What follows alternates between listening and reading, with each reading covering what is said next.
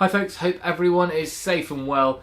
With everyone stuck at home at the moment, trying to find things to keep themselves occupied, a lot of people are turning to DIY and garden projects, which is great, and I've had a whole influx of emails every hour, every day, asking questions on previous projects. So we're going to take a look back at some of our timber sleeper projects from the past few years, and today I'm going to hopefully show you the 3 methods I've used to create different styles of walls. So stick around and I'm going to dig out some old footage.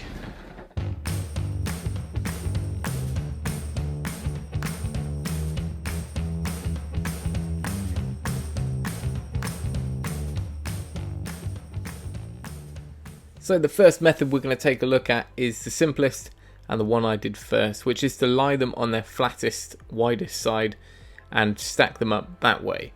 Now once you've got everything in place and you've started cutting to size, you need to do some prep work, and that is simply a crushed gravel bed or something that's freely draining, so you're going to have little soil contact with the wood. And once that was leveled off, I ran a string line along to make sure that we had a nice straight wall, which is always a good thing. And then for these ones I actually put some stainless steel screws or coach screws in the bottom and just set those into some concrete pads. In reality, if you've got some corners and it's a short wall, this is probably not that much of a deal breaker. It's more to just stop things from moving side to side.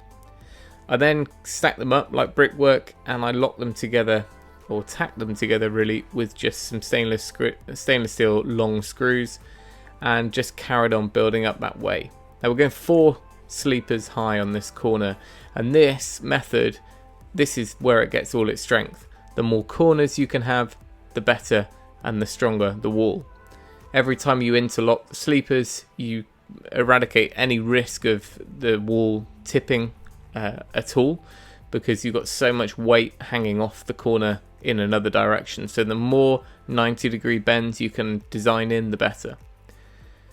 Now, although these are tacked together with those long stainless steel screws, I also drilled some 25mm or 1-inch holes all the way down through, and then whacked some huge white oak dowels, drove those all the way home as well.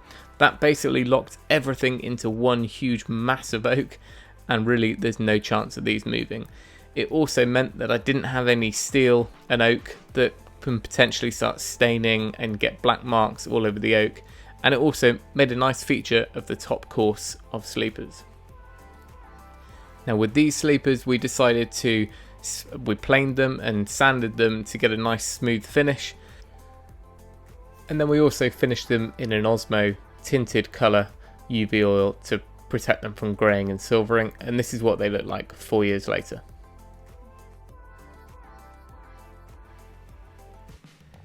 Now onto the next technique. Now this way I use the sleepers on their shortest side down, so you can gain more height with using less materials, but because you're not supporting them on their flattest side, you do need a little bit more strength.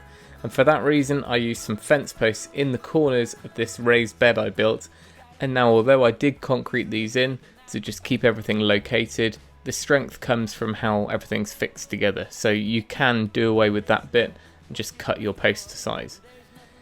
With cutting these sleepers you need a big saw. Since filming this I've got a much bigger saw, but you need to get a cut in from both sides if you're using a small saw like this. Otherwise you can use a chainsaw, but it's a little less refined if you're not going for a really rustic look. And here you can see the alternating timbers and I'm just being fixed through with some long landscaping screws. They need to be pre-drilled with this oak, and ideally you want to be using stainless steel where possible. Now you can also scale this method up if you were doing a large retaining wall by actually concreting in some vertical sleepers behind the wall and actually then bolting through into those, so you've got a much more substantial wall. With this one, I also went around with a router and just put a chamfer on all the top edges just to make it a nice finished top.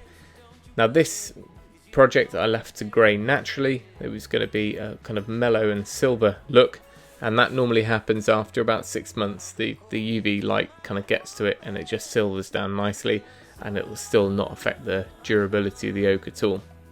And here you can see it all finished. Again, getting all its strength from those corners, the interlocking, and especially with that bed where I've done that little inset part where you can walk in, that really gives it a huge amount of strength, and this thing is not moving anywhere anytime soon.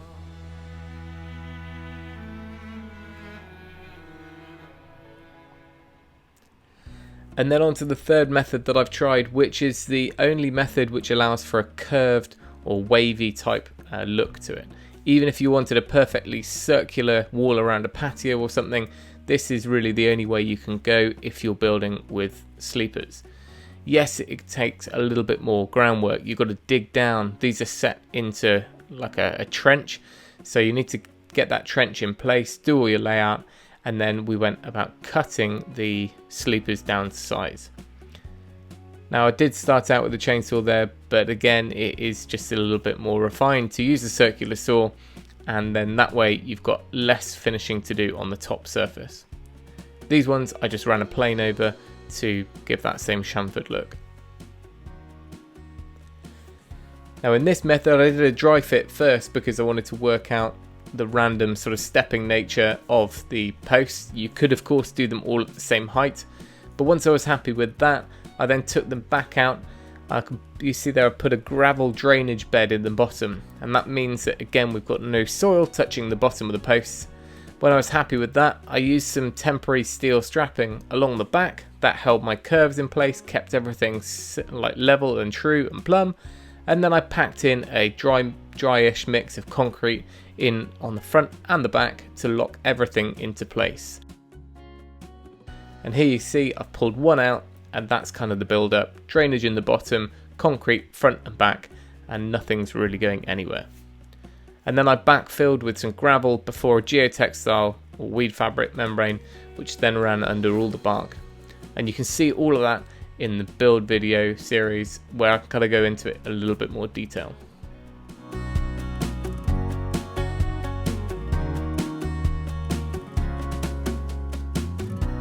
I'm not sure what took more effort and time, whether it was actually building the oak raised beds or digging out all this footage after 6 years, but hopefully that's recapped over those few methods that I've tried. I'm sure there are lots of other ways to do stuff, but it'd be great to hear your comments down below if you tried any of these in the past, if you've got other ways of working. Now if you're not a skilled bricklayer and like myself try and avoid masonry work where possible, then working with wood, timber, it's just it's a great product, a great material to work with, but also you don't need a crazy amount of skills and tools to do it. You can create quite a lot of interesting things with minimal experience.